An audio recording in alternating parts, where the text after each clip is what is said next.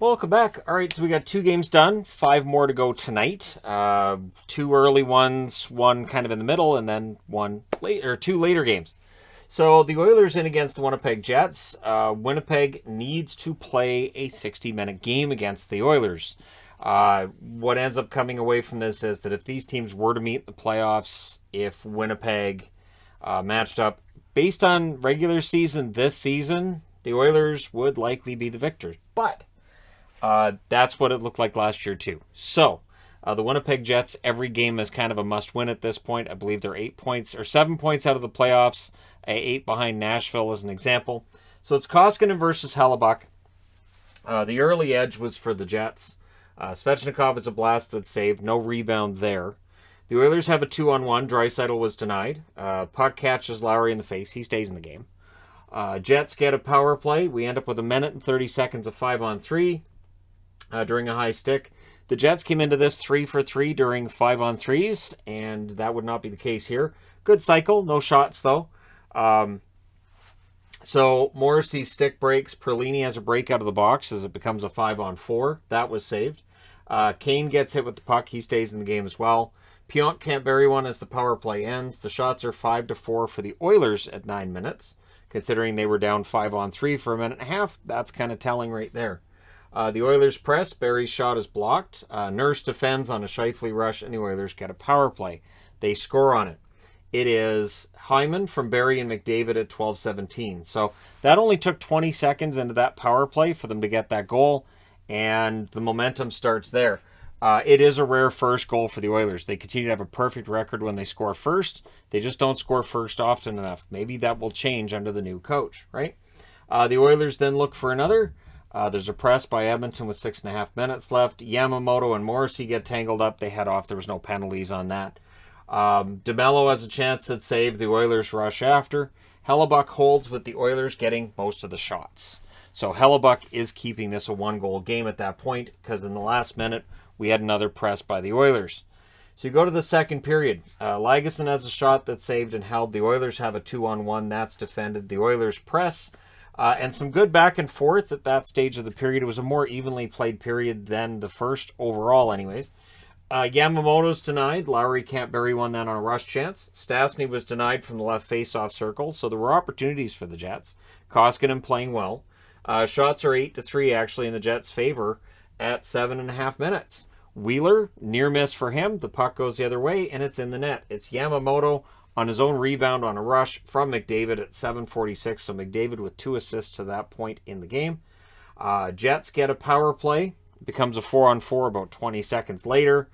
During the 4-on-4, McDavid scores from Draisaitl at 10:50. So that's 3 points for McDavid on the day as the scoring starting to pick up for Connor McDavid again. It was a great pass by Draisaitl. McDavid wide open. Might not be the player that you want to leave wide open if you're playing against them. Dillon tries to answer. Saves made there. McDavid nearly buries another. The Jets press, but they needed more really good opportunities, and they needed more of a press. They were getting these one-and-done opportunities. They really needed to drive the play, keep the puck at Edmonton's end, and pressure them. We get power play number 4 for the Jets. They really needed to score there. 4:08 left. It cycles the puck a lot. So again, a lot of cycling. Not enough opportunities. The Oilers kill it off. McDavid then has a net drive that's saved. So we go to the third period.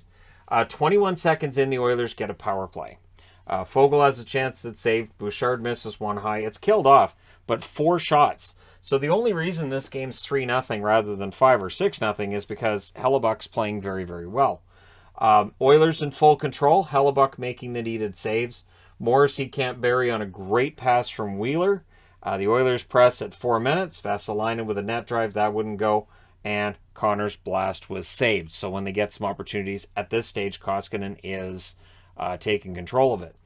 The Oilers get a 4-minute power play with 12:22 left. And it felt like this was likely going to end it. This should be it. The Oilers, their power play, it's 4 minutes. They're up 3-0. If they can pot another goal, the game is done. And the Jets were, the energy wasn't where you'd want it to be, both from the Jets, and then, of course, that bleeds over into the crowd. Dillon had a shorthanded break. That was denied. But then the next shorthanded break goes in. It's Lowry from Tony Nato at 10:45. And then Winnipeg kills the rest. Now there's 5 shots. So A, you get a shorthanded break. You also get one that goes in the net on your second shorthanded break. And B, Connor Hellebuck is still making a lot of stops. A lot of saves going on that are keeping this game close. Jets pressed after. Morrissey has a chance to deflect out. And then the Jets get some pressure with 7.5 minutes left. And they had some momentum after they successfully killed that penalty. McDavid has a chance that's blocked. The Oilers then press. Vesalainen has a blast that's saved and held. Morrissey, net drive for him was saved. Morrissey, I thought, had a very good game. 5:48 left. The Jets get a power play, and they score on it. So Kyle Connor makes it a 1-goal game from Morrissey and Wheeler at 15:38. That's the 29th goal of the season for Kyle Connor. Then Dubois can't bury one in close, as now the Jets realize this game is still up for grabs, right? Maybe they can get this game a little bit, into a tie, maybe force some overtime, get themselves a point, all that wonderful stuff. Morrissey has a shot that's saved and held. Scheifele fires one high. It was a great chance for Scheifele. He just misses there. Jets couldn't pull Hellebuck, though. They kept trying from around the 2.5-minute mark to go and beyond. And just the Oilers kept getting the puck. Now at 2:05, there's a too many men call to the Oilers. So we have a little over 2 minutes left, and the Jets are going to the power play. So they call a timeout to discuss what they're going to do. They didn't pull the goalie until 1:30 left. So again, it's a combination of needing that zone possession and finding the exact right time to get Hellebuck out. Scheifele gets tripped, and this is where I will agree. The tripping call I saw, I didn't see what Morrissey did, but they gave offsetting penalties. So because it's offsetting penalties, the power play still being in effect for Winnipeg, the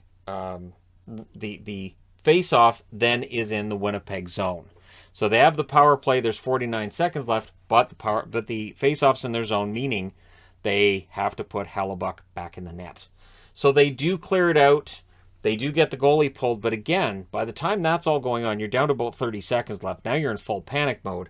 Darnell Nurse from the other end of the ice, he hits the empty net with 2.1 seconds left, so at 19:57, the Oilers get their insurance goal. They go to 5-0 under Woodcroft with the 4-2 victory. They go to 28-18-3 overall. For the Jets, 22-19-8. And again, this is a game they really needed. They're going to need to clean themselves up and get going again. The one thing for the Jets, they did have a better second half of the third period than everything before that. And that's where they need to make that improvement. Also, Hellebuck was a huge reason this game's even close. The shots tell you the story. 15-5 Edmonton in the first, 13-11 Edmonton in the second, 12-8 Edmonton in the third. Final shots 40-24 for the Oilers. Power plays, Oilers 1 for 5, Jets 1 for 6. Hits 23-13 for the Jets. Koskinen saves 22 out of 24. Hellebuck saves 36 out of 39 at the other end. And yeah, so for the Jets, this is a tough setback. For the Oilers, it is yet another victory for them as they continue this incredible run they've been on. And they look as good now as they did when they were 16-5. This is the team that was running through the league, and then everything just fell apart and blew up on them, and it's getting better. And again, their defense and their goaltending have been better since Woodcroft took over about 2 weeks ago. So there you go. Let me know your thoughts in the comment section below as always. Don't forget to hit like and subscribe if you're browsing your way through, you just happened upon this video. Thank you guys so much for watching, for all your support. I will talk to you again soon.